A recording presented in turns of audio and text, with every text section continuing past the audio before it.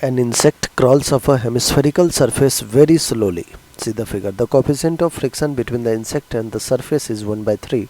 If the line joining the center of the hemispherical surface to the insect makes an angle alpha with the vertical, the maximum possible value of alpha is given by.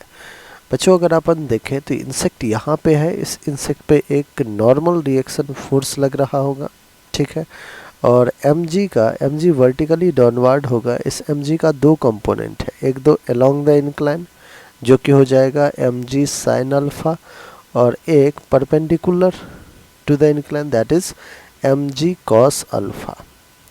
जो इसके slipping tendency होगी वो नीचे downward direction में होगी, इसलिए frictional force जो होगा वो किधर लगेगा बच्चों, फ्रिक्शनल फोर्स अबव लगेगा।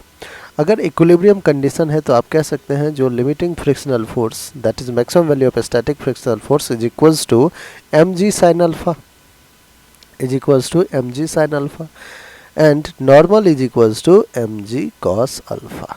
ठीक है बच्चों, यहाँ से एम हटा देता हूँ मैं, आपको कन्फ्यूज़न ना हो।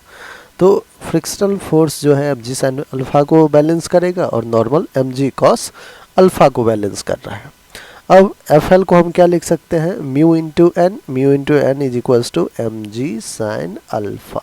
ऑलराइट, म्यू एन की जगह हम लिख सकते हैं M G cos alpha which is equals to M G sine alpha.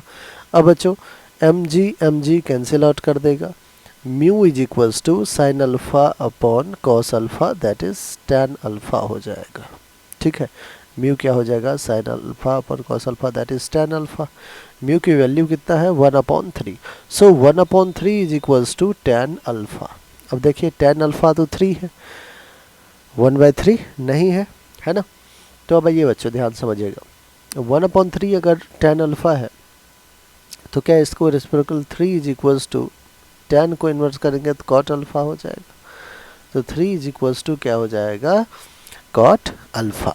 Cot alpha हो गया हमारा 3, यही हमारा बिल्कुल करेक्ट आंसर है।